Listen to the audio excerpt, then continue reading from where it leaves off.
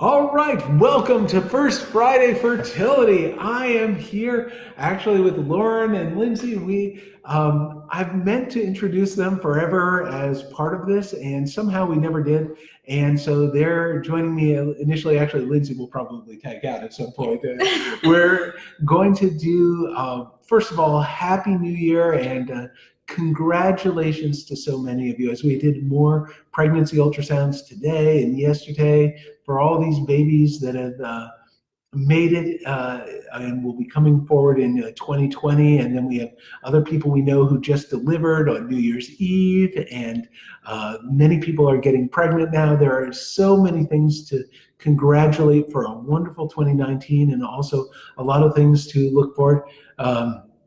In 2020, this is going to be an amazing year for so many of you, and thank you for tuning in. In terms of what we've got today, we're going to answer a few questions from people, but I think one of the interesting things was that some of the questions tied into weight and fertility. And given how many people are actually trying to lose weight in the new year and all the resolutions that come with it, I think we were going to talk a little bit about how are you effectively losing weight, and what can you do to, by the way, hi all, I see a lot of fun and familiar faces already coming on. What can you do to effectively lose weight? How do people gain it? Why does keto work? Why does intermittent fasting work? And several other things. And how can you be more effective if you want to lose weight in the new year? And ultimately then, how will that affect your fertility? Now, the first thing that we see is, I think one of the number one things that people ask me is, okay, why do I gain weight when other people don't? You know, it seems like my genes or my body is stacked against me. This is unfair. This is horrible. A lot of us go through that, and even some skinny people think that, and they just work their backsides off to stay that way. But there are actually, well, some people say there are 6 forms of obesity. There are actually, some even estimate that there are 59 different types in one say. Hey, Vicky, I gotta love this comment here, from welcoming Lauren and Lindsay. But here are the core types of weight gain that people talk about often. One is that people talk about it's just excessive calories. You're eating too much. Another is that you're not exercising enough, so it's exercise related. Another is sleep related, where if you don't get enough sleep, you're tired the following day, and then that ends up throwing off your energy, and then you end up eating more and exercising less as a result of it.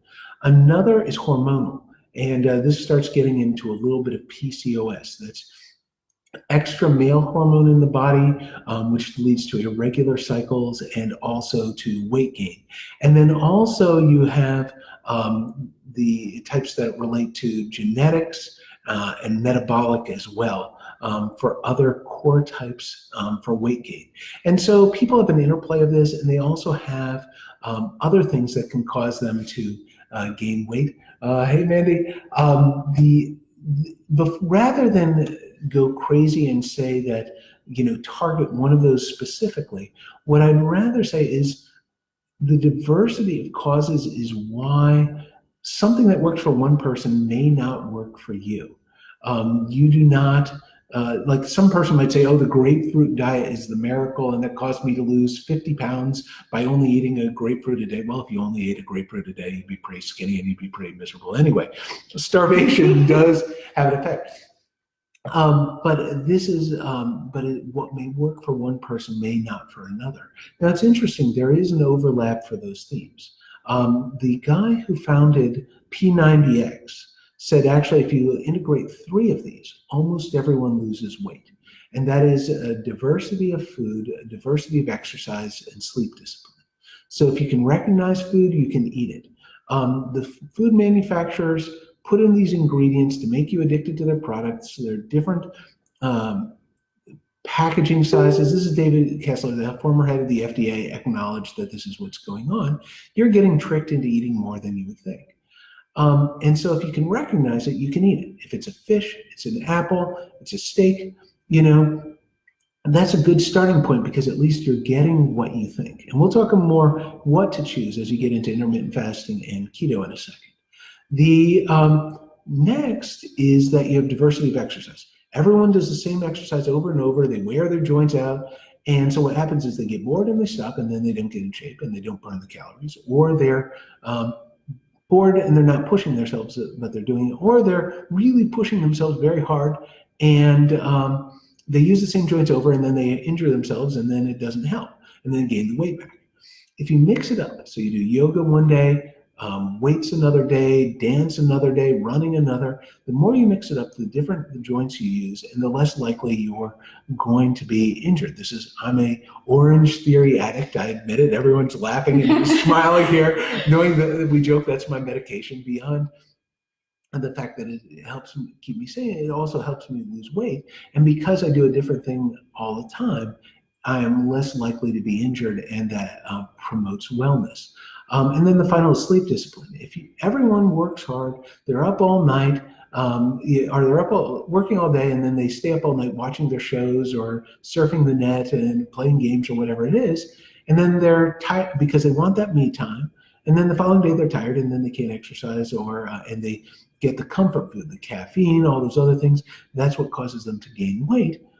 And if you just get a good night's sleep, that following day, it's a daily battle, but you eat a little less and you can exercise a bit more, people start doing better. So that's a quick pearls for what works. Now let's get into intermittent fasting and keto. Or actually even before that, what causes you to gain weight? Well, the number one thing is insulin. By the way, actually, let me step back. Where I was coming for some of this was a great question by Trisha Gibson. She posted it last time and said, naloxone for PCOS. Why does naloxone help with PCOS for fertility? And what naloxone is, it's actually a medication that is used to treat really opioid overdose. But what happens is it stimulates the intestines. Opioids are related to intestinal. You'll see a lot of them wasting away, so to speak. And what happens is it makes people less hungry.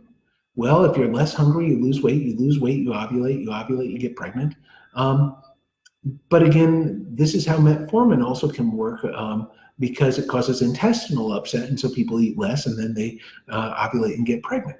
Well, I can give you paprika, or I can give you castor oil, or I can give you all these other horrible tasting things with as much efficacy as naloxone and metformin and all these other things. Now again, if you have diabetes, get metformin. That's a separate point. By the way, and this is a broader concept for the whole discussion and all the ones I ever did. I'm giving general advice. It may or may not apply to you. Talk to your clinician, particularly if you have diabetes or something complex. But I want to make sure we know you before we give anything that's individualized to you. But these are general truths for things. So anyway, if you upset the stomach, you're going to eat less. And that's why actually a lot of endometriosis patients are skinny, because their endometriosis flares up. They have more intestinal upset. That ends up causing them to want to eat less. And so they lose weight. And that's why actually there was a study showing that for Italian supermodels, they were 3 to 4 times more likely to have advanced endometriosis that irritated their bowel. This was by Versalini out of Italy. And so these things overlap. Now, let's come back to sort of how people gain weight. Insulin, you've heard of it, you know that diabetes, it's really high. Well, insulin is what sort of distributes sort of the gas for your body. There are 3 core areas that you have calories just go. You have it going to your skeletal muscle, you have it going to your liver, and you have it going to your fat, effectively. The skeletal muscle, or the muscle that you're using, that's just what it needs in a given moment to operate. Your liver is where glycogen is stored. That's how glucose or sugar effectively stocks up so that if you need something and say, hey, I'm hungry right now, and some of you can hear my stomach rumbling, I'm hoping that the amplification right there isn't too bad. That's sort of that short-term reserve, and then the fat is the long-term reserve. It's sort of like getting gas for a vehicle. the immediate blood circulation or skeletal muscle, that's the gas immediately in the engine. The gas in the tank is sort of your glycogen or your storage reserves. And if you have a spare, fuel can, the gas that goes in there, that's the long-term fat. And people need different equilibriums for this. Perhaps saying that having a little extra gas in the can or a little extra something in the can that might come out wrong. So I'm going to have to think about my phrasing for how much extra you need there for things. But the point is, some people need a little, some people need more. But all of these things, if you can have too much gas in the can, so to speak, a spark can create a problem. And if you have too much sugar stored as fat effectively, this is where you can start getting diabetes, hypertension, all those other issues. And the reason that's a problem is ultimately there's only so much you can fill up. And when you exceed the amount that can fill up, that's where it starts then getting into your blood vessels. And that gives you arteriosclerosis and damage and hypertension and all blood pressure problems and all kinds of bad things. Now, why am I phrasing it this way? Well, here's where ultimately intermittent fasting and keto come in. Keto blocks you from really getting a lot of the glucose. And so ultimately, if you have very little glucose, oh, and by the way, Lindsay's tagging out, Brittany's coming on in, and I've been talking way too much. You guys rescued me. Got to have Brittany here. This is good. If you have, for keto, where effectively you're going ultra low sugar for things, ultimately what that's doing is making it, you can't burn off your short-term reserves from the liver. And so therefore it's turning to fats to burn it off. And that's either you ate the fat and it's still circulating in your blood, or it's going to draw on the fat in your body. And then intermittent fasting, by basically not giving you much for sugar, you're burning through the reserves you have in the liver. And that's making it so that ultimately it will draw upon fat for the calories to keep you going. So this is why these two are very effective. And what we find is the body, if you just go on calories, the body is very good at tricking you into having different calories from what you think, or it slows down your metabolism. But if you go with those two approaches, the body can only draw upon its fat reserves if done properly. Let's just scroll through for a few responses, see things, all kinds of cool people. Hey, Sarah, Patsy, Ashley, Heidi, Jill, Hannah, all kinds of great people there. So these are the core things. And if you can figure out whatever for your equilibrium to promote wellness, so that you get sleep, so that you are keeping your body healthy through exercise, which burns through more calories, that you are eating reasonably, that you're not getting too many in, and then also are making it so you deplete the glycogen reserves so that you don't have a lot of sugar in your system, so that ultimately the body needs to draw upon its own. That's how people lose weight. That may not seem like a breakthrough, but honestly, so many people don't even have that basic as familiar. If you can master those things, almost all of you should be able to lose weight. And if you can't, come talk to a doc and we'll see what we can do. Now, anything you guys were going to add, by the way, for that?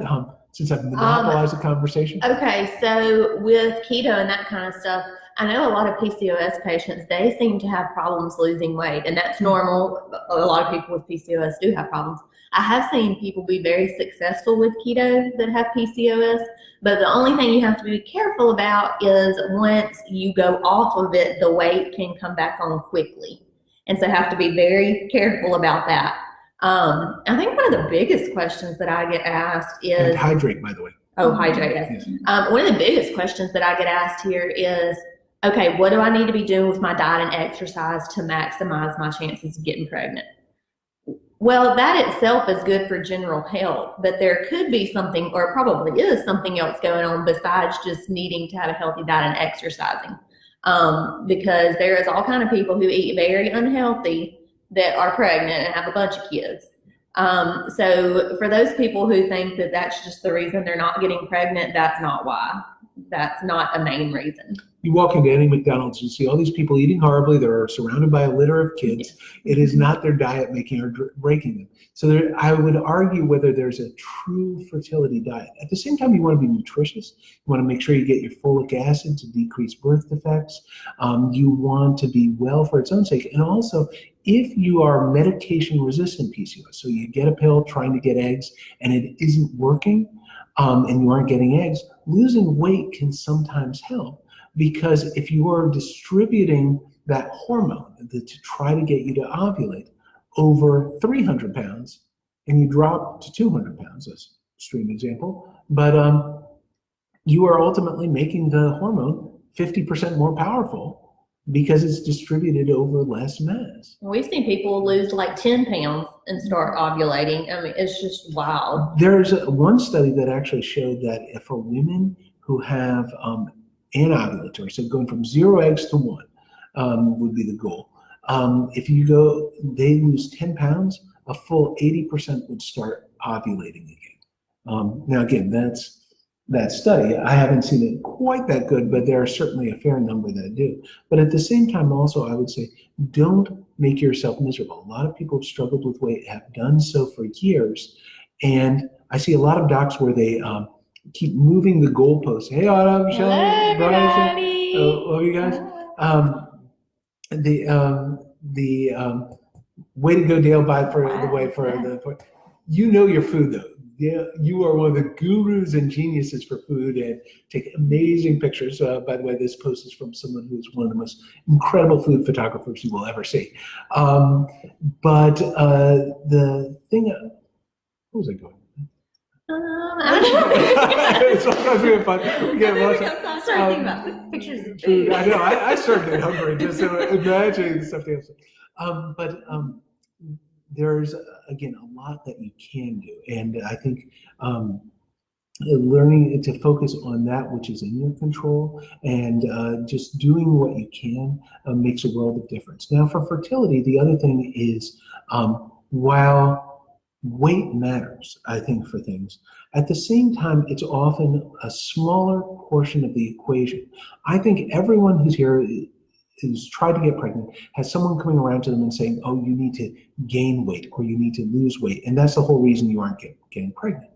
Well, if you have a BMI, body mass index, which is your weight relative to your height, of in the 30s, that accounts often for about 5% of the equation for your fertility. You see people, if you say a person has a BMI of 23, you compare it to someone who's 33, the person who's 33 is about 5% lower fertility in one of the largest studies. And for the people who are in the 40s, it was about 10% lower. That is not a make or break thing. A lot of people are running a 1%, 2%, or even less chance of being pregnant in a month. So if you said, hey, that just took me from 1% to 1.1, that's not the overwhelming factor. And so you really have to know to look into wellness and health and other factors as to what may be driving things. You could lose 50 pounds. If your tubes are blocked, it doesn't matter that you lost 50 pounds. You could gain 10 pounds. People are saying you're anorexic. And granted, if you're taking you from anovulatory to ovulatory, you're going from 0 to 1, that makes a huge difference. But gaining 20 pounds because you were too skinny, that's not going to change the fact that the guy had no sperm. You still want to work up the other appropriate core things. Just looking at a few other good, okay, Audrey commenting here for keto 3.5 months and then getting the twins. There are a lot of wonderful people here. Hey, Sarah. Hey, Sarah. Love all these people here. We appreciate you, by the way. I think one of the things that's so nice about doing this live broadcast and seeing all of you here, this is a community, and there's so many people who are going through things alone, and to recognize that you're not by yourself. By the way, on that note, we have a fertility support group coming up. You'll see that on our website. It's, I think when I have to do the math for things, I believe it's the 21st. It's going to be at M7 Coffee House in Ridgeland, 6 p.m. on January 21st. That will be the inaugural meeting for there. I'll be there for a bit. You can ask me questions in person. We'll do all kinds of things to support people, but we want a community. I won't be at all of them. I want to also have a forum where people can just get together, talk with other people, and network without sort of having, oh, do you think Dr. Perry was crazy about this? Oh no, I can't ask. He's right here. I want you guys to have a place where you can find peace and support and wellness. And so we're helping spearhead this. So this will be a good thing. In terms of other things, oh, thank you, Chris. We love you for that. That's so sweet. In terms of other things that I think, one thing, we got some questions. By the way, post your questions. I'll tackle whatever you guys want for today. Two questions I had through email was, how much does the periscope approach cost? And then also, how many embryos do you put back? For how much it costs, it's $1,000. That's pretty much covering 95% of what we need to know about female fertility. There's some outside satellite clinics, sometimes a little more, but it's basically, how do you get all the answers about your fertility, instantaneous, single visit, gently, accurately, safe, quickly. And we often will find, again, 20, 30, even sometimes 40%, again, of the time when people have been told they're normal, we can find something that's been missed. And so there's a lot of value, I think, into getting a good test. This is the thing. It's not just that you had a test, that you had an HSG or the saline infusion sonography. One of the most important things is whenever you do get tested or evaluated, that you have it with expert hands. Because a lot of people I've seen where they've been told, even by fertility specialists, oops, we've got the motion sensors for license, went a little in the dark. I think I'm expressive. I'm talking with my hands, going full Italian, looking for everything. Not expressive enough. Exactly. We can often find that things that others have missed that have a meaningful impact on fertility. And so the ability to get evaluated and not just have a test by someone who does it once a month or once every several weeks or whatever it is, but does something daily, that gives an expertise and an eye and efficiency that can help you better get where you want to be. And so it's not just a checkbox, it's actually the understanding and insight and perspective. I think a couple of things about the scope. Probably my number one question that people ask is, does it hurt? No, I do not. I have never seen anybody jump off the table doing it, nothing like that. I mean, everybody's individual in, how they handle procedures and that type thing. But for the most part, we've had somebody with severe endometriosis feel like, oh my gosh, you're already done. So, and then my other question is, do I find out everything the same day? Yes, everything, uterus, tubes, ovaries the same day, and a plan before you leave here. So there's no waiting on anybody to read a report or anything. Dr. Perry tells you everything right then. Yeah. And again, it's interesting. While some people just have a lot of pelvic discomfort and that's natural for them, I think while some people are sensitive, at the same time, you'd say 50% describe they don't even feel anything, and another 40% describe it as less than a pap smear for what we were finding or comparable to. And so most people, if it's a pap smear or less, they do all right. There are some people with more, but the other interesting thing is, how does it compare to their alternatives? And believe me, HSGs for a lot of people, particularly if you have tenderness, I have people tell me that was worse than childbirth, and at least they got an epidural for labor. So there are some painful tests that are out there. But again, talk to us if you have questions on it. We'll figure out what we can do to look after you. I think that's one thing, as we've gone through Christmas and New Year's and everything like that, I've just appreciated how much I've been blessed and fortunate to have an amazing team and family here. You guys are awesome. And we appreciate you. Well, it's mutual. Best boss ever. Best nurses ever, best team ever. I think, it takes a village not only to raise a child, but to conceive one. And we're with a team that I would trust them with my own wife and my own life in a heartbeat. I am really lucky to be with good people. The other question that was asked was sort of, how many embryos do you put back? And usually you try to minimize the risk for multiples by putting one embryo back at a time. And the reason is there's some data that show if you have, let's say you only had 2 embryos, you put one back, roughly 40% chance of taking, 2 back, 60%. But if you put one back, freeze the other, and then put it back later, it's about 65%.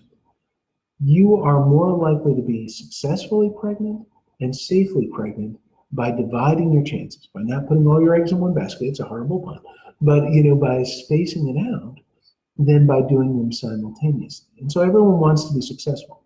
The reason so many people want twins is, yes, they are cute and all that, but ultimately people just want to be done and they want to be pregnant. But if you can say you're more likely to be done and pregnant by dividing your chances, most people ultimately want the results. The other thing, though, that changes it is also what's the risk for the embryo being normal. And if you're young, it's more likely to be a normal embryo, but as you get into your mid-30s and late 30s, it's more likely that it's chromosomally abnormal. And we saw a recent case where a person had a single embryo back, miscarried. She had 5 blastocysts frozen, but they all went to biopsy. All were chromosomally abnormal. She could have had 6 transfers without a single one taken. And again, that's rare. We don't see that often. But at the same time, it gets our attention that age matters. And so as you get older, while a lot of people do PGT to biopsy an embryo and see what's normal, if you were to be 40 and you didn't do the biopsy, putting 2 back at the same time is not unreasonable.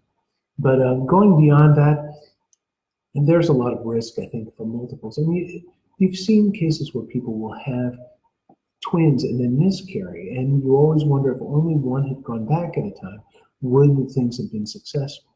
And so I think this is an art. This is something that's individualized and taught to us, but we want whatever it takes to get people successful, having the family of their dreams, to have an amazing 2020. I hope all of you have what you're looking for and have a fantastic new year. That new year, new baby. What else should I cover? You guys aren't posting much today for things, so I'm just rambling on. And I don't know, anything I should have added or topics that we should have brought for the new year that you think will be good? If you need help, come see us though. Exactly. Our Perry is so great, and you can have a baby this year in 2020. We have to move quickly, Yeah. 9.5 months, but we want it as soon as possible. And again, congratulations to so many of you out there. Hey, John, great to see you. We love John. I hope Colorado is doing well. Hey, Anna, we are praying for all these future mamas, and I wish you all a successful, safe, and fantastic 2020, and God bless. Thank you. Bye. Bye. All right.